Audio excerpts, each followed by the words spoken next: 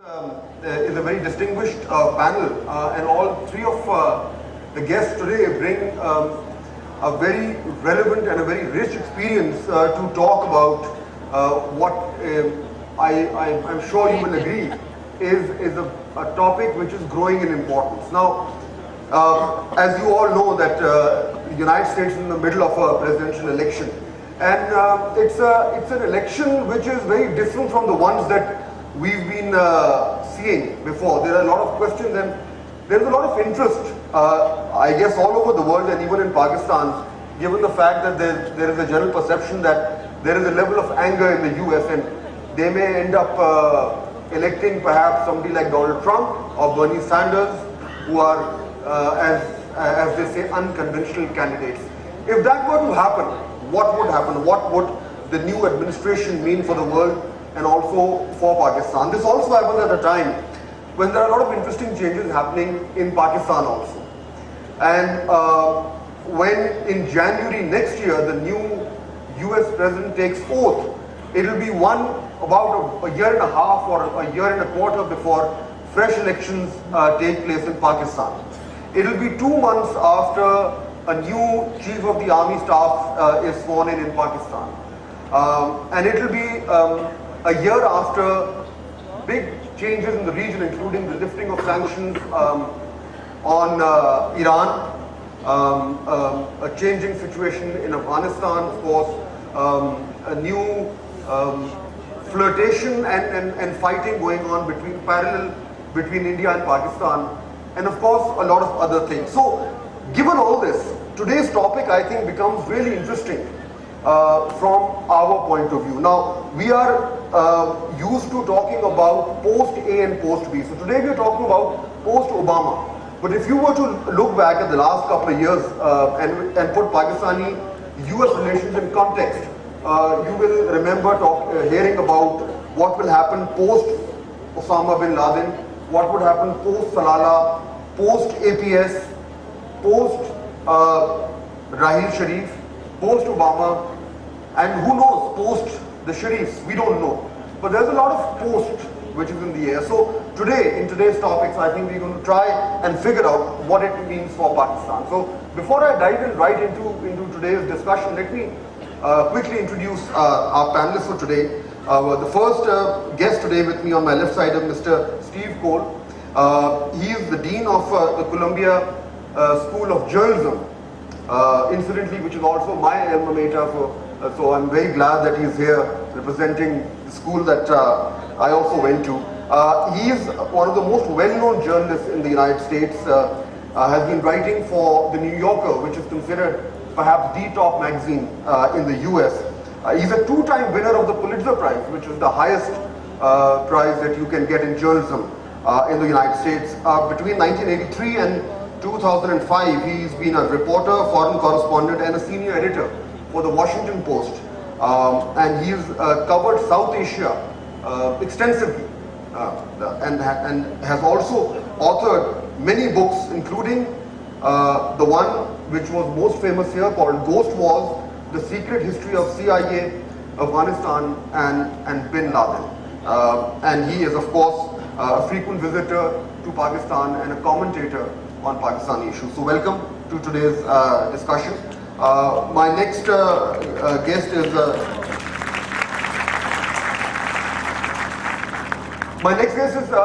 Shari Rehman Sahiba. She needs no introduction. A key leader of the Pakistan People's Party, former Federal Minister for Information, a former Pakistani ambassador to the United States. She's also the founder, chairman of the Jinnah Institute, one of the key think tanks in Pakistan. She's been the editor of the Herald for many years, one of the top magazines in Pakistan, and had a distinguished career as a journalist in Pakistan for almost 2 decades. She's been a member of the parliament, and let me just mention here that during her tenure, 5 bills that were tabled in the parliament were all piloted by her. The bill on women's empowerment, the bill on anti-honor killings, the domestic violence prevention bill, the affirmative action bill, and the Hudud repeal bill. So Shari Rehman is is the leading liberal and progressive voice in Pakistan. It gives us tremendous pleasure to have you here today. Shuja Nawaz is our next guest. He is a distinguished fellow at the Atlantic Council, one of the leading think tanks in the United States, and he's there in the South Asia Center. He's also served as the director of that center. He has worked with leading US think tanks, including RAND, United States Institute of Peace, as well as other think tanks, and has worked on projects primarily dealing with Pakistan and the Middle East. He writes for international publications. He's also authored a key paper called Fahd, The Most Dangerous Place. And of course, he is the author of Crosswords, which arguably is probably the most authoritative book on the Pakistan army. So if you haven't read it, I'll just plug in your book. If you haven't read it, you must, if you want to understand the Pakistan army, you need to read his book. And of course, Shuja Nawaz is also did his degree from the Columbia Journalism School. So we have a vested interest. Thank you very much. Let me start right on, Mr. Coll, if I start with you. And of course, the news making headlines of the US presidential election. So is it actually now pretty feasible that either Donald Trump or Bernie Sanders have a very good shot at becoming the next American president? I will predict here in this great public forum that Donald Trump will not become president of the United States. And if I'm wrong, you can remind me about it because I'll probably be looking for a new country to live in. No, seriously, I think it's possible that he'll be nominated by the Republican Party. We had the South Carolina primary today. He'll probably win that going away. We have a series of primaries over the next couple of weeks where he's up double digits in polling. But even if he's nominated by the Republican Party, I don't think he has the constituency to be elected president. It will be a disturbing campaign because of the way he's changed what's acceptable discourse in American politics. And so I don't relish the prospect of another, what would it be, 10 months in his company politically, but I don't think he can be elected. Now, on the Democratic side, Bernie Sanders has surprised the party and the establishment by tapping into the same disgust with elites and with economic stagnation that Donald Trump has exploited, but he's done it from the left, and he's mobilized a great deal of excitement among young people. He's run a very competitive campaign, and it's not over yet. There's going to be a caucus in Nevada. He may win or lose narrowly. He's already exceeded expectations there. But the rest of the primary field looks like Hillary's to win. It won't be a decisive or runaway victory, but her strength with African American voters and other voters of color is not something that he has yet been able to change. She'll win big in South Carolina. The South comes up, should do well there. So the question, really when you think about the next presidency, you have such diversity of possible outcomes. And from Pakistan's point of view, just a couple of quick notes, and we can talk about this more, but in Hillary Clinton, you would have a president who knew Pakistan better than any American president on Inauguration Day that I can think of, perhaps since independence. She has, even as a senator in 2008, she was very well acquainted with the leading political personalities here, the subtleties of Pakistani politics. And then, of course, as Secretary of State, she lived through one of the most intense periods in U.S.-Pakistani relations in the post-war era. And so she knows the country quite well. I think her record is one of support for civilian rule and for civil society. She's had successful visits to Pakistan where she's spoken, I think, pretty frankly about Pakistan and its potential through civilian political leadership. And so I would imagine that while she's going to have a lot of other priorities in the world, she would come in with a great deal of confidence and knowledge.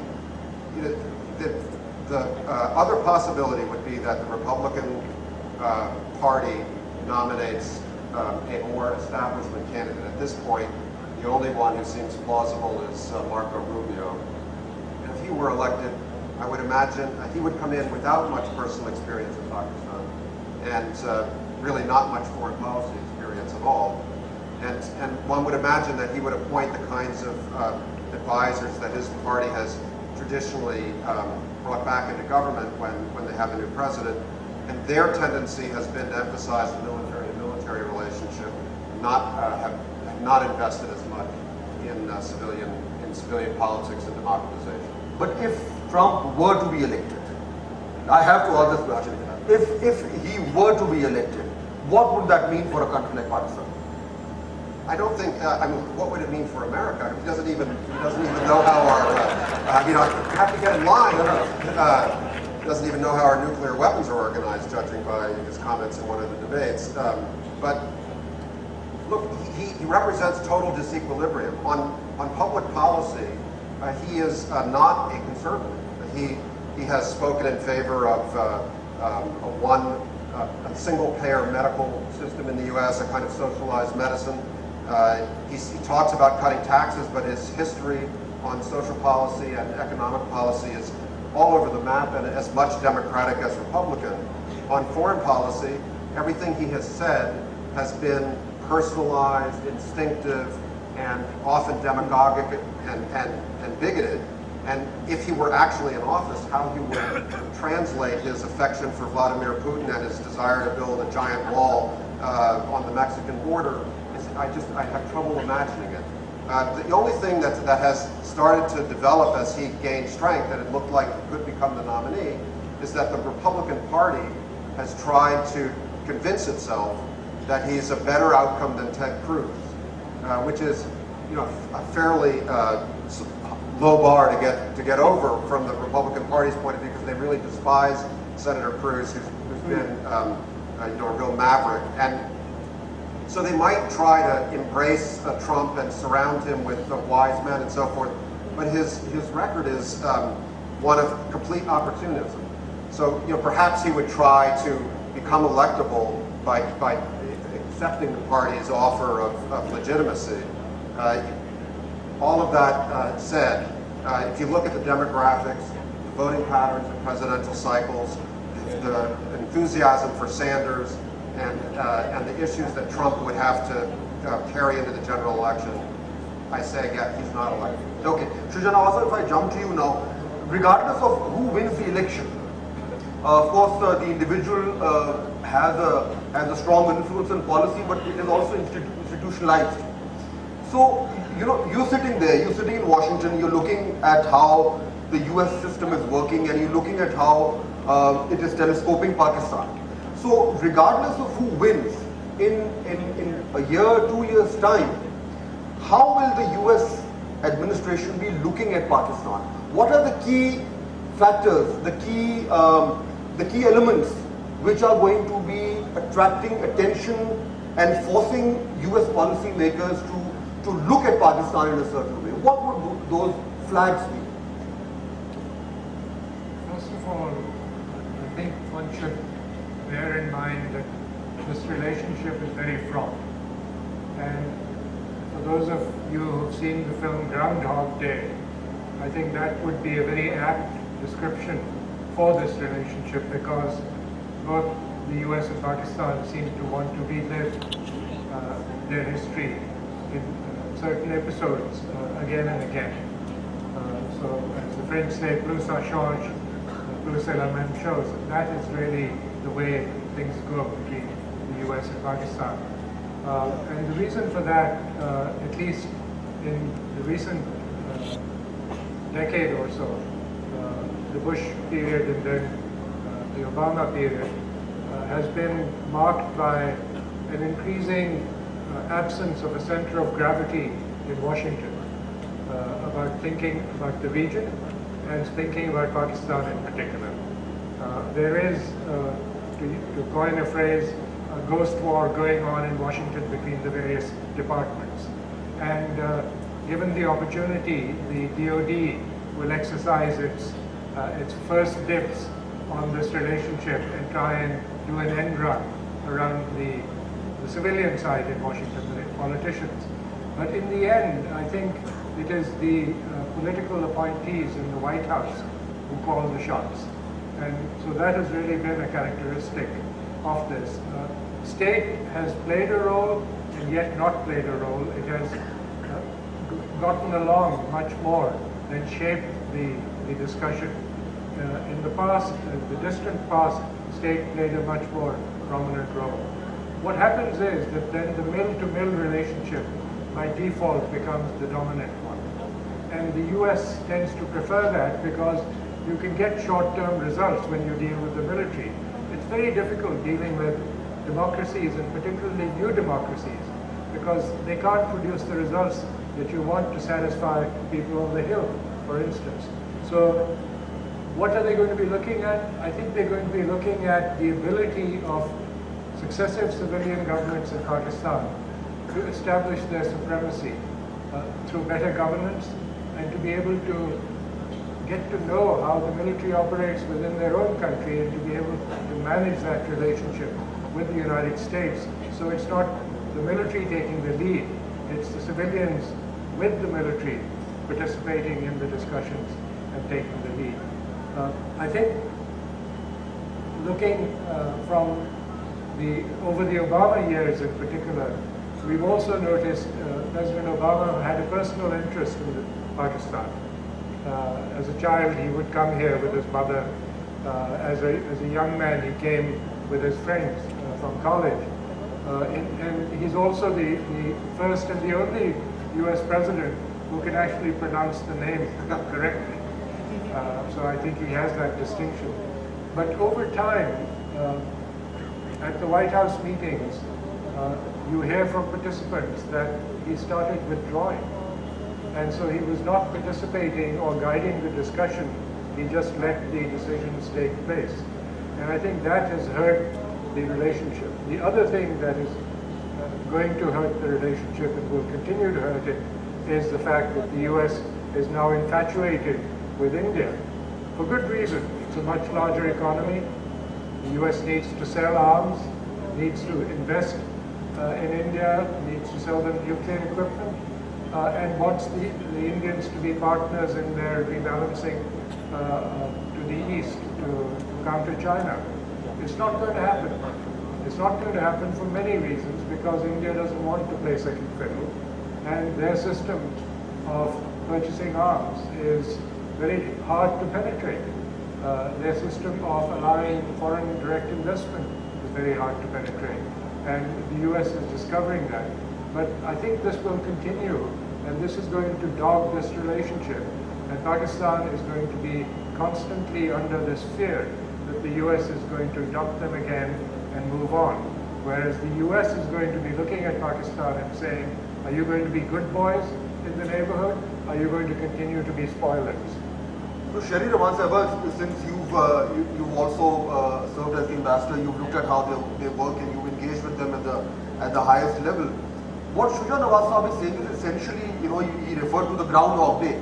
Same things happening over and over again, and the analysis that he's given, we've heard these things thrown about since decades. Do you feel there is absolutely no change in the way that the US and Pakistan are engaging with each other, and that in the next 2 or 3 years, regardless of who is in the White House, this sort of a transactional relationship, the term that we use, is going to continue in the near future? Thank you. I think that there is a transactional relationship. We should not worry about that too much, and I do want to throw this out, that the relationship has been overanalyzed, fetishized to the point of being constantly put in this inappropriate, intellectually lazy metaphor of marriage, divorce, extremes, binaries. If you move away from that, then maybe the American gaze averting itself a little bit won't hurt Pakistan. Number one, that's my view. Number two, I think Pakistan is too focused on worrying about the nature of the relationship, whether we are loved or not. Now, Transaction and contract is how the world functions. Let's face it. All relationships in world order, if you're very lucky, if you find someone going out or an actor going out, countries are actors or states are actors going out on a limb for you. But I really have yet to see that. What goes on is a price tag, whether it's notional, whether it's cash, whether it's behavior, and the US has tried very hard to sort of modify Pakistan's behavior to speak in headline bumper stickers. If you're speaking in bumper stickers, then Pakistan gets spoken about only in bumper stickers, I'm afraid. To get American attention on Pakistan, you have to position articles, op-eds, everything that suggests in Clintonian terms, as Bill Clinton says, Kashmir is the most dangerous place in the world. It's always the most dangerous or the most volatile, so that's how you get level up the attention if you're interested. And the relationship is exceedingly covertized, in my view. It could do with a little sunshine. If the State Department comes back to its, former glory, this is not George Kennan's State Department, let's face it. And they are the good guys, always. This is also not, they match the agency that our foreign office, for instance, brings to foreign policy, which sometimes becomes almost reducible to a messenger. So the making of policy is, at least in the Obama years, was nucleused very much in the White House, but also in the National Security Committee of the White House, that locus, which was headed by a general. It so happened it was a good general, or retired general, and the Pentagon. At least that was my experience. And most of the relationship went through and is still going through this severe cognitive disconnect between our two countries. Why? Because the US, and if you look at the people of the United States, you look at their representatives, which is the Congress, right? And they're saying, well, we supported democracy, ma'am. What's going on? We've thrown so much money at the problem. You're the problem. We've thrown so much money at this problem, which is the Kerry-Lugar bill. It's a historic, unprecedented amount of aid transfer. And we don't get the results we're looking for. And I keep saying to them, well, A, you're throwing it the wrong way. That was a perennial question, but what are we doing wrong? In those days, I said, do you realize that your public and your representatives don't know that on every television screen, including yours, there was a drone that represented American power. That is how American power was projecting itself to Pakistan, right? The nightly drone flying out. Then it's predatory, and the ambassador and the foreign office are saying this is not how we want it. Perhaps one day that was the case, but certainly we don't want to go through with this. We need to be sorting our own, national security problem, and our foreign policy is wedded almost entirely to our national security with America, as is the lens through which they're looking at us right now, which is stabilizing Afghanistan. Okay, let's just get that out of the way. So the worry is if they withdraw from Afghanistan, not if, but when, what residual interest will be left in Pakistan. And I have to say that we have to end our, we have to decolonize our mindset as well. It won't be so bad. I just said this in Washington to a house as big as this. If the Kerry-Lugar bill, if this blasphemous ends, and there isn't anger in Congress about tax dollars don't know going where. And I said, I've perennially advised you, like the 60s. And they want also, Congress was asked, why are we not loved? This is the cognitive, there's a drone on our canvas, not Kerry-Lugar. And where do you see it being spent, right? If I pick it up from there, because what you said that, it's so no, I just want to say that in the 60s, I assured them the United States was actually loved. Why? The big signature projects, the Tarbela Dam, etc. Big, you can see them. And now the aid was frittered in ways that were not, that was their heads, and nobody saw the outcome of US aid. I went in with good intent, with a great deal of shall we say, love, if we want to get into the metaphor, and obviously also as a policy tool. The only way they felt they could influence Pakistan's behavior was through this aid, and what they got was an ally who was half the time angry, even at the policy level, and people who were like, what is this? You've reduced us to a window that, you know, of a national security function or a function of Afghanistan. So now basically, if, as you said that, you know, it's not a question of if, but when they disengage from Afghanistan. Yeah. Mr. Coll, when that happens, and already it's at a fairly advanced stage, then what changes in terms of the way that the primary interest of the US in the region affects Pakistan? Are we looking at a certain period of disengagement, a period of disinterest, which could be a blessing, as Shaheen Rahman Sahib was saying? Yeah, I think we've already arrived there in one way or another in the way she describes. I mean, I think, look, I mean, this was Groundhog Day is certainly right, but the last 6 or 7 years of the relationship, there was an unusually intense and mutually embittering experience, I think, for both elites and both governments. On the U.S. side, it was the experience of struggling in Afghanistan at the hands of a guerrilla force, you know, that the United States simply could not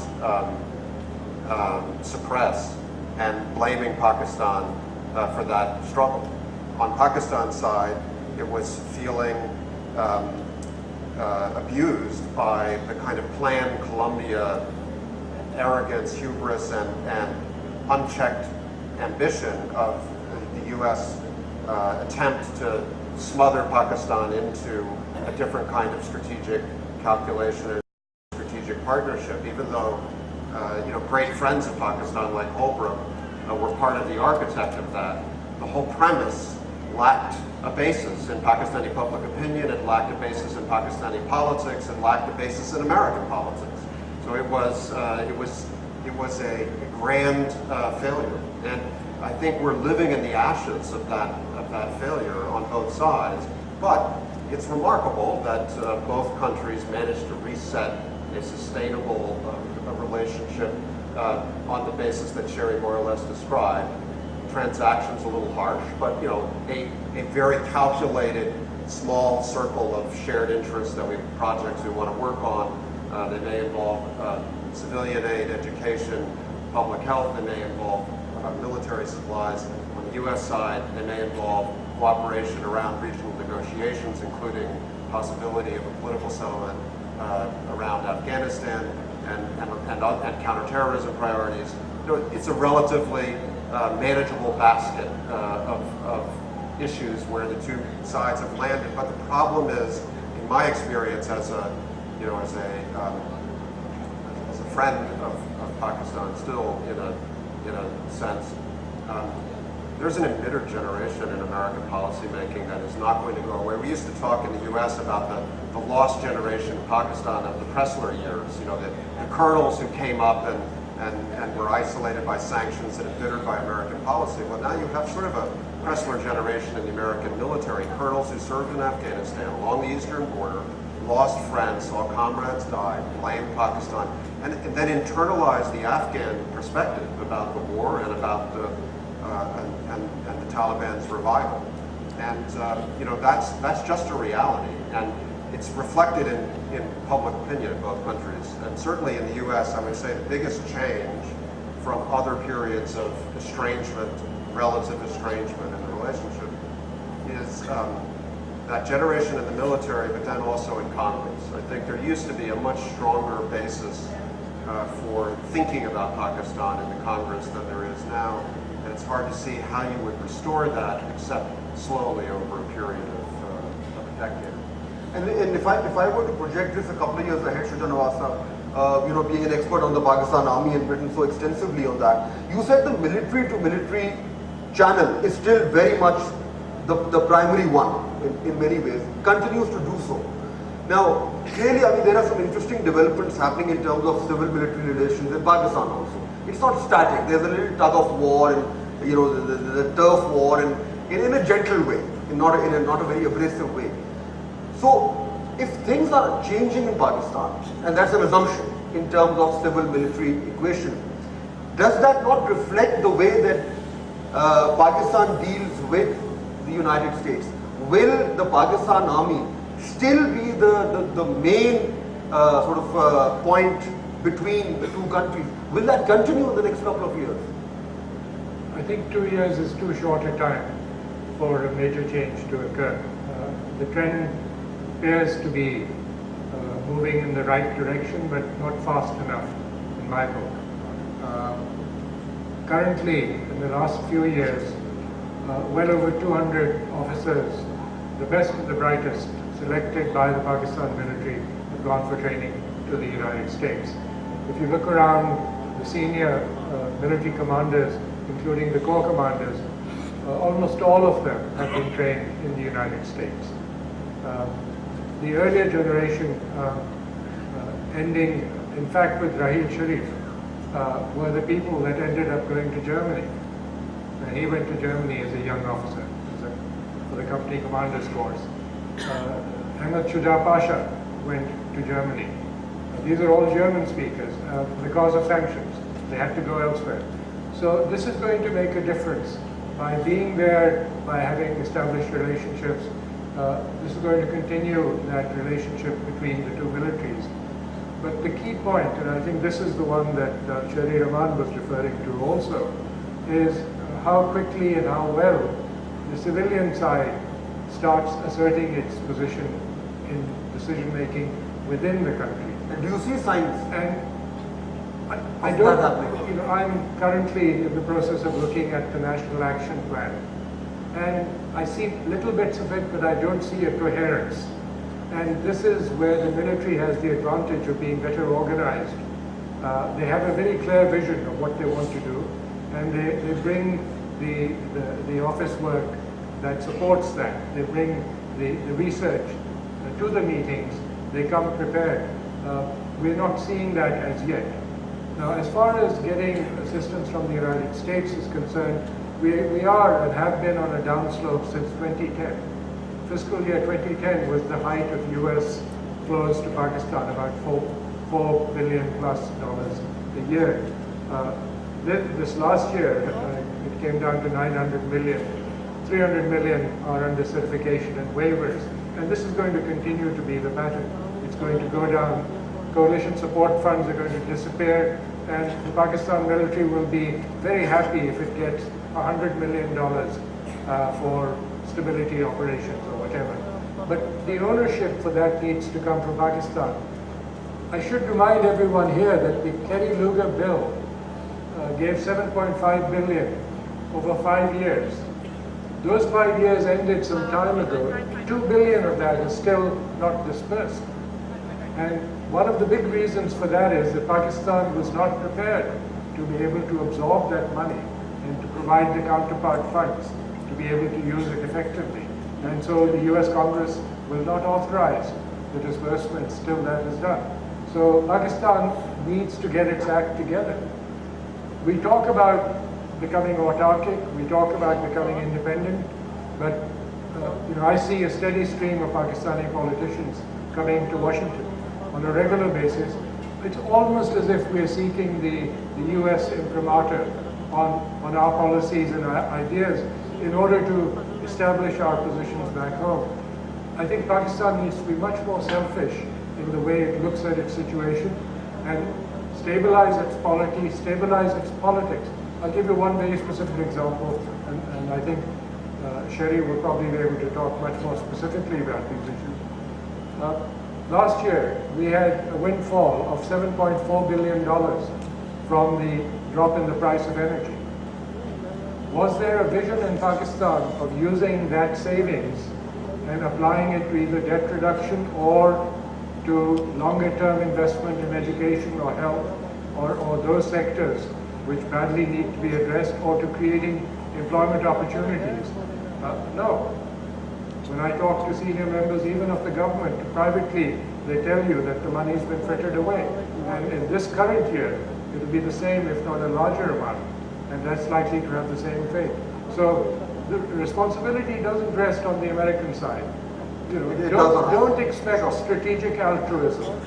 They're not going to give you money because it's a good thing. They're going to give you money because it means something to their global vision and global plan. We have a little bit of time left, so I'd like to do a quick round of questions, and maybe we could go to Q&A. Yes.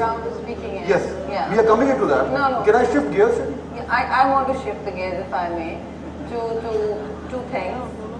There is a very important node that we're following, and one is that there's a critical disconnect at home. Your foreign policy is a function of how strong you are, as you know, Fahd. And in terms of the United States, it's very binary. But Pakistan is viewing its relationship with the United States always in a historical context. 30 years ago, we did this. We allied ourselves as partners. What happened to Pakistan after being proxies in the Afghan jihad? Number one. Number two, that is not what is happening in America. America moves very fast. The wheels turn. Even if it's a strategic drift, it's moving fast on to the next thing. Middle East is the next big problem, even Afghanistan less so. And what does that do to the relationship here? We are still looking at things being made good from 30 years ago, whereas that's not going to happen. So we need to decolonize the mind. There is not going to be strategic altruism. And somebody like Mrs. Clinton, because you're moving to that, and Steve mentioned that she would bring a fair amount of knowledge. There's a huge knowledge deficit about Pakistan in the United States, right? We don't tell our story well. And from the supplies on the demand side, there's only interest if it's the dangerous place or the nuclear flashpoint or something like that. So I want to, I fished this out from one of my speeches. I want to tell you what Mrs. Clinton said to Congress in 2009. And this is a remarkable statement for a policymaker. She was, Secretary Clinton in 2000. She had just been nominated, and she stands up and she says, I used this in a speech in America, I just saw it today, my staff said it. The people we are fighting today, we funded 20 years ago. She's talking to Pakistan. We then left Pakistan. We said, okay, fine, you deal with the strangers, and you deal with the mines along the border, and by the way, we don't want to be dealing with you, and in fact, we are sanctioning you. I use Mrs. Clinton's words. This is about Pakistan. So this is likely going to be the next president who will be thinking about Pakistan, I hope, with a perspective that other presidents will not be bringing to the table. Mr. Coll, if I were to look at the region and help me predict the key strategic developments that could happen in this region, where Pakistan and the US may end up either sharing interests or opposing each other. Iran, it's out of sanctions. Pakistan lifted sanctions yesterday. Afghanistan, India. Which region do you think is going to witness a major strategic shift in the next couple of years in relation to how Pakistan and the US look at it? I don't think that either Iran Your mic is kind of off. I think it's not, push it up. Mike? I don't think that either. It's okay. Say 1, 2, 3. Carry on. Can you hear? Okay. I don't think that.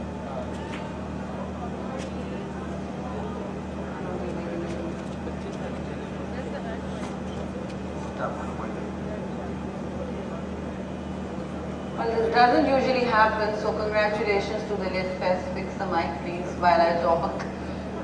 It's J for Jugaad. They made it happen in another venue overnight. So thank you all. While you're fixing it, another more practice. Yeah. And maybe I'll give my mic to you. Or,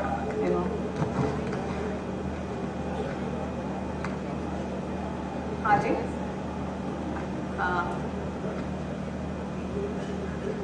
I'm sure this can be made good quickly. Right, so I was given a choice of Iran, India, or Afghanistan as the site of a major strategic shift in the next couple of years. I'm not in the forecasting business, but I don't see a big shift in, certainly not in the triangle among US, Pakistan, Iran, or US, Pakistan, India.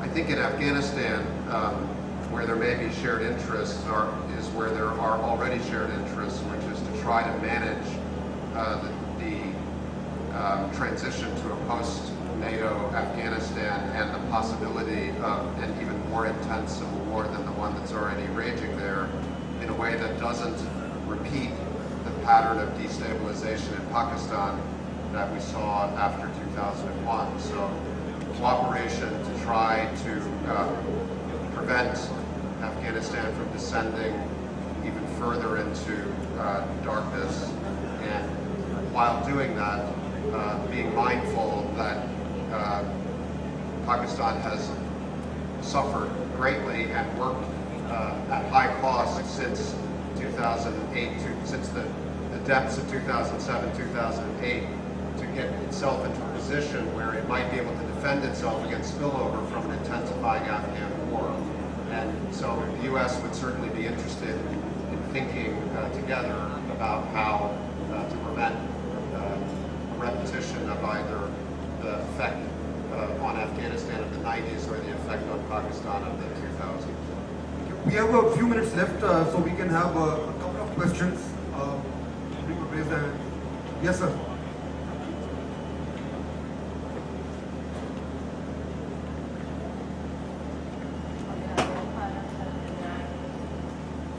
Do we have a mic for the gentleman? Sir, please. My name is Nawaz, by the way, and my question is for you, Sherry. There is a general impression that whether there is Pakistan's relationship with the US or other aspects of the foreign policy, the final decision about foreign policy matters is taken according to the wishes of GHQ. You, as being the foreign ambassador, Pakistan's ambassador to the US, been a close observer and spectator. Would you like to disclose a secret, please? Would you like me to answer that right now? Well, I think that's an excellent question. And there's no secret that when I went in as reluctant ambassador, it was in the wake of, the relationship was in flames. This was the first time Pakistan and America were not actually talking to each other officially. We had shut the doors, our parliament had shut the doors, not GHQ, incidentally. This is what parliaments do, so democracies are not easy to deal with. For 7 months, I was backing and throwing every 6 weeks, and we would always have the military in the meeting, which means the head of the chief of army staff, always, because the breakup was over the killing of our soldiers on the Afghan border, which remains ambiguous to this day and very difficult to manage or interdict. And for that we had, believe it or not, we were waiting for an apology. It took 7 months of my explaining to the United States that no, you're going to, whether we are frenemies or enemies or friends, right now we are allies, and maybe it was friendly fire like it happens in Afghanistan, and these are soldiers. So the military was operationally involved. They were also operationally involved in issues like how the NATO supply lines were to be used, because we shut those down. We never charged any money for them, as any other country would have done, by the way, when they were exploring the northern route, which would be through Turkmenistan, etc. That was very expensive, it was longer, it was harder, and it was going to cost a hell of a lot of money. So I think we've been also poor transactors. We expect cash where we shouldn't, and where we should really stand up and say, well, this is a genuine contractual relationship, let's do this. And Americans in that event are extremely fair. It's what is put on the table, as said. USA didn't know where to spend their money. So. Ji, next please. Could you please identify yourself and also point out the question? Where's the mic? Institutional, My question is to Stephen Coll. Pakistan has been blamed by the US. We can't hear. Pakistan has been blamed by the US for the Taliban resurgence and providing a safe haven for the Afghan Taliban in the tribal areas of Pakistan. But do you really feel that this can be realistically addressed? For Pakistan's reasons for providing such support in the past to the Afghan Taliban can be addressed without the US addressing the Indian equation in Afghanistan. I mean, the Afghan army intelligence services are extremely close to the Indian government. Many of their officers, perhaps most of their officers, are trained in India. And I know this issue was raised last year in this Lahore Literary Festival, and the US representative on the panel dismissed this as being some kind of a conspiracy theory. That's the question. Does US ever consider the Indian equation in its relationship with Pakistan and its view that Pakistan is providing a safe haven for? Thank you. Again?